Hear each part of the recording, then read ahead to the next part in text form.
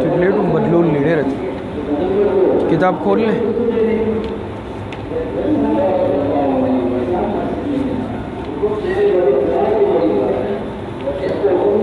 बिस्मिल्लाहिर्रहमानिर्रहीम।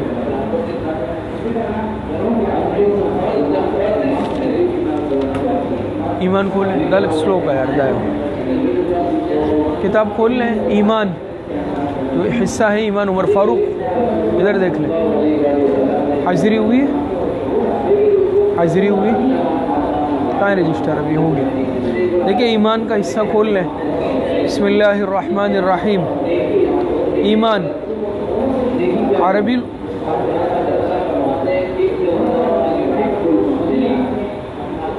लुगत में ईमान के माने हैं मान लेना, यकीन करना। बस अरबी लुगत में ईमान के माने मान लेना, यकीन करना, तस्दीक करना। और शरीयत की इस्तिलाह में ईमान का मतलब ये है कि इंसान इस हकीकत को तस्लीम करे कि अल्लाह एक है, इसके अलावा कोई माबूद बरहक और परवरदिगार नहीं, इसके तमाम ज़ाती और सिफ़ाती कमालात हक़ है, वो हर जगह मौजूद है, हर एक को हर वक्त देख रहा है और हर एक की बात सुन रहा है। समझने से मुझे शोर की वजह से बहुत तकलीफ़ होती है।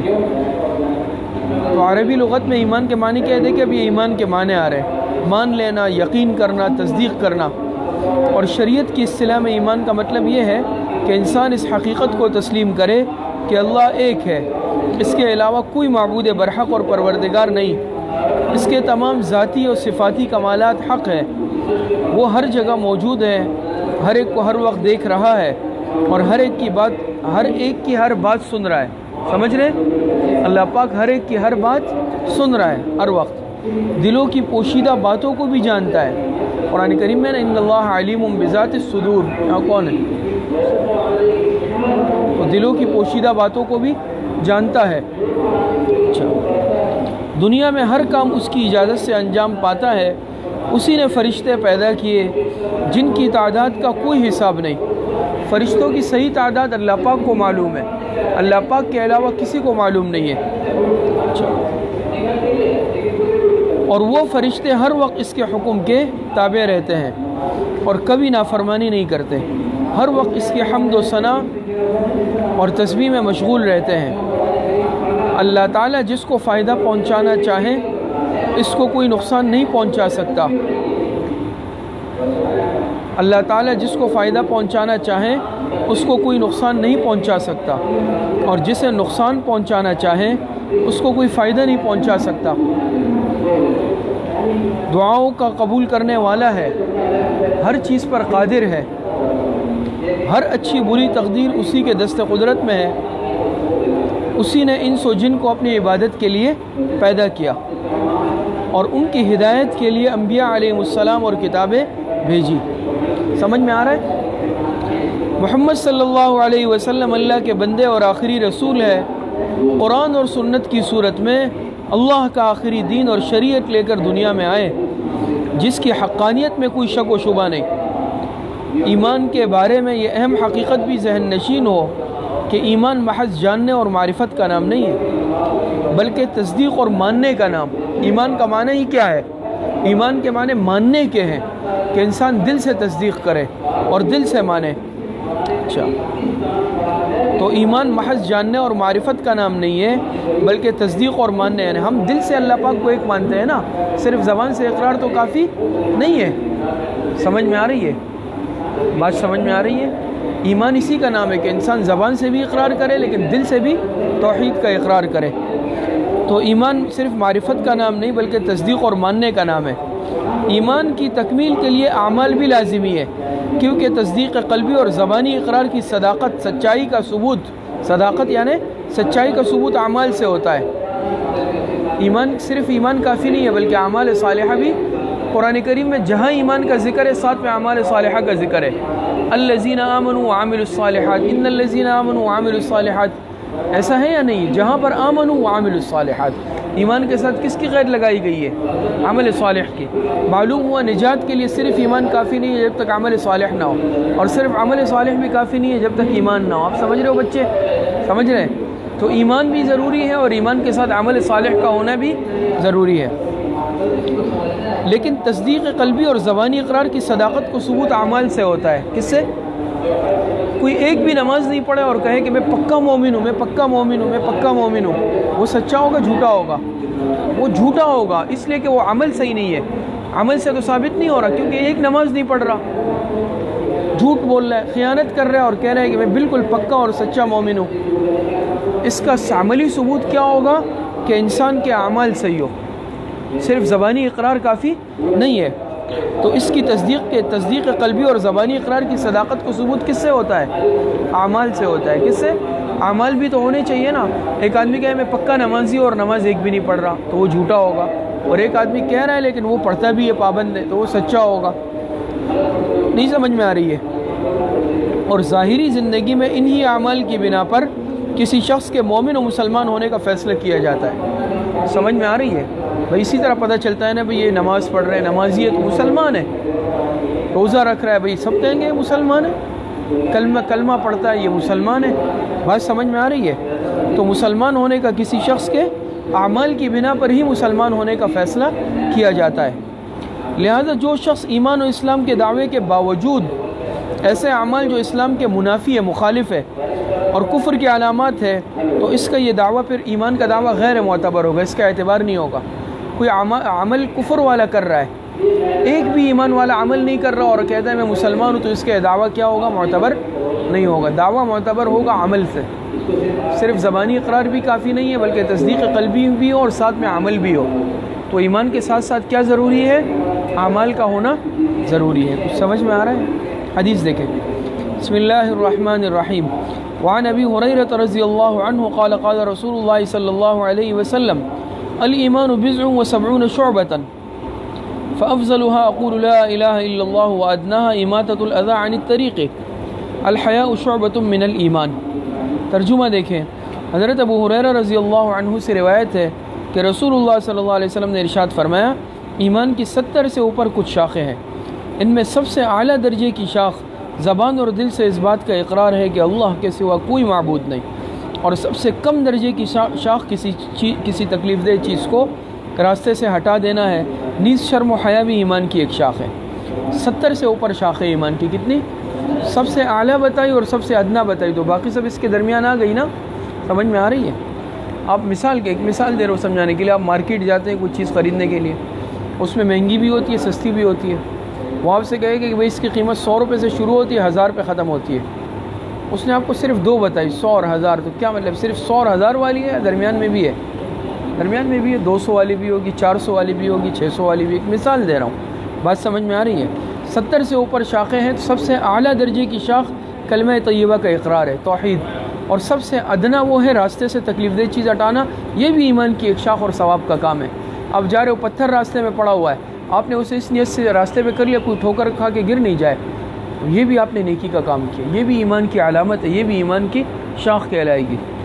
سمجھ لیں؟ تشریح میں فرماتے ہیں کہ نبی کریم صلی اللہ علیہ وسلم نے ایمان کو درخت کے ساتھ تشبیہ دی ہے کہ جس طرح درخت کی رونق شاخوں اور پتوں سے ہوتی ہے، اسی طرح ایمان کی رونق اور حسن و زینت اعمال کے ذریعے ہوتی ہے۔ اس حدیث میں تنبیہ بھی مقصود ہے کہ مسلمان ہونے کے لیے حقوق اللہ کی رعایت کے ساتھ ساتھ حقوق العباد کی رعایت بھی کیا ہے؟ ضروری ہے۔ 2 قسم کے، ایک ہوتے ہیں حقوق اللہ، ایک ہوتے ہیں حقوق العباد۔ سمجھتے ہیں حقوق اللہ کیا ہے؟ نماز، روزہ، زکوٰۃ، یہ سب کیا؟ یہ حقوق اللہ ہے۔ بات سمجھ میں آ رہی ہے؟ اور زکوٰۃ میں جو ہے یہ کیا ہے؟ حقوق العباد بھی من وجہن ہے۔ بات سمجھ میں آ رہی ہے؟ اور بہت ساری چیزیں حقوق العباد کہلاتی ہے، پڑوسیوں کے حقوق ہیں، ماں باپ کے حقوق ہیں، سمجھ میں آ رہی؟ لین دین کے معاملات ہیں، یہ سب کے سب حقوق العباد میں داخل ہے، بندوں کے حق۔ اچھا، تو دیکھیں کہاں بات چلی۔ مسلمان ہونے کے لیے حقوق اللہ کی رعایت کے ساتھ ساتھ حقوق العباد کی رعایت بھی ضروری ہے۔ جس طرح عبادات ضروری ہے، اسی طریقے سے معاملات اور معاشرت کا درست ہونا بھی مسلمان ہونے کے لیے ضروری ہے۔ کچھ بات سمجھتے ہو؟ چنانچہ حقوق اللہ میں سب سے اعلیٰ اور حقوق العباد میں سب سے ادنا کو لیا۔ اب سمجھے اس کو، حقوق اللہ میں سب سے اعلیٰ کو لیا، کیا کوئی بتائے گا کیا مطلب ہیں؟ شاباش، کلمہ طیبہ۔ اور حقوق العباد میں سب سے ادنا کون سا لیا؟ شاباش۔ حقوق اللہ میں سب سے اعلیٰ لیا وہ کیا؟ کلمہ توحید، لا الہ الا اللہ محمد الرسول اللہ کا اقرار۔ اور حقوق العباد بندوں کے حقوق میں بھی سب سے معمولی چھوٹے والے کو لیا، وہ راستے سے تکلیف دہ چیز کاٹا رہا، تو باقی سب اس کے مابین آ گئے۔ کچھ بات سمجھ میں آ رہی ہے؟ اچھا، تو باقی تمام حقوق اللہ اور حقوق العباد کو بھی شامل ہے۔ حیا چونکہ پھر حیا کو الگ سے دے کے ذکر کیا اس حدیث میں، اصل تو یہ ذکر کیا کہ سب سے اعلیٰ یہ شعبہ ہے، سب سے ادنا یہ ہے، اور یہ پورا کے پورا سب ایمان میں داخل ہے۔ ایمان کی شاخیں جیسے درخت کی شاخیں ہوتی ہیں، جتنی شاخیں ہوں گی، کوئی اوپر والی بھی شاخ ہے، سب سے نیچے والی بھی شاخ کہلائے گی، درمیان والی بھی شاخ کہلائے گی، اور ہر ایک اس درخت کا حصہ ہے۔ تو یہ جتنے اعمال ہیں 70 سے اوپر کچھ شاخیں سب ایمان کے ساتھ متعلق ہیں۔ الگ سے حیا کو ذکر کیا، دیکھیں حیا ایمان کا اہم شعبہ ہے، ان 70 میں حیا بھی آ گئی۔ حیا جب شعبہ ہے تو 70 سے زائد جب کہیں تو حیا اس میں آ گئی نہیں آ گئی، لیکن اس کو الگ سے بھی ذکر کیا، اس کو الگ سے بھی ذکر کیا۔ کیوں ذکر کیا؟ اس لیے دیکھیں جس کو اختیار کرنے سے انسان بہت سے گناہوں سے محفوظ رہتا ہے، اس لیے آپ نے اس کو مستقل ذکر فرمایا، ورنہ اگر ذکر نہیں کرتے تو حیا بھی تو اس میں آ گئی نا۔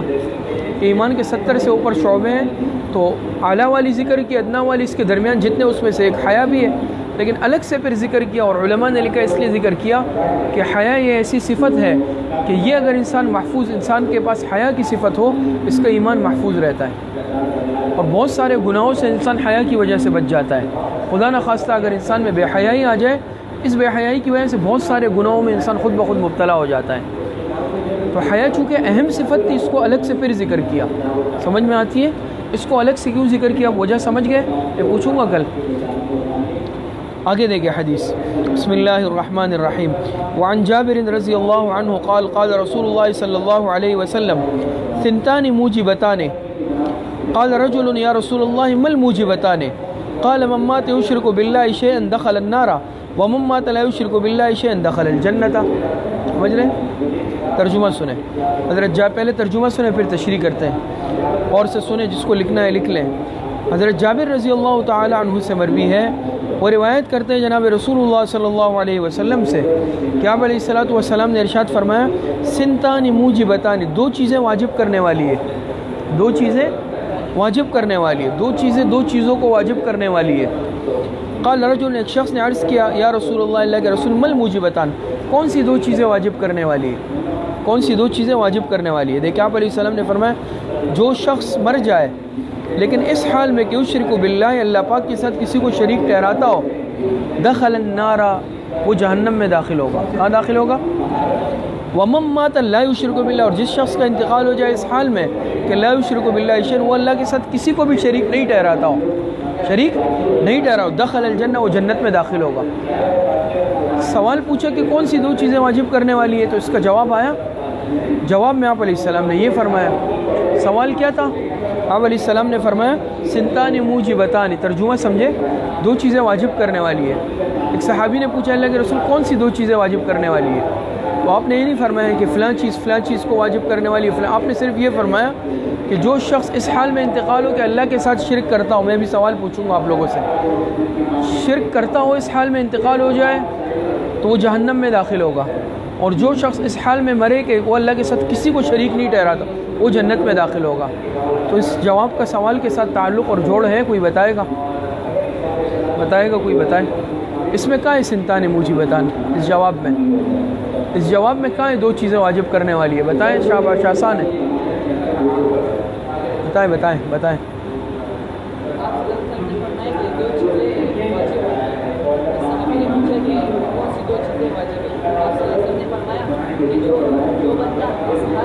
بات صحیح ہے، لیکن اس میں جواب آ گیا، جواب میں سوال کا جواب آ گیا، کون سی دو چیزیں واجب کرنے والی ہے وہ بتا دیں آپ جی۔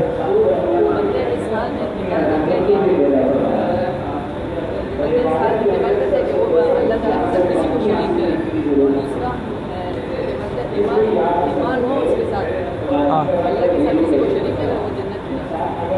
بس صحیح ہے، لیکن آپ میری بات کا جواب دے دیں نا، اس میں کون سی دو چیزیں آ گئی جو واجب کرنے والی ہے؟ کس چیز کو آپ بتاؤ، بیٹھ جاؤ۔ ہاں ہاں کس طرح؟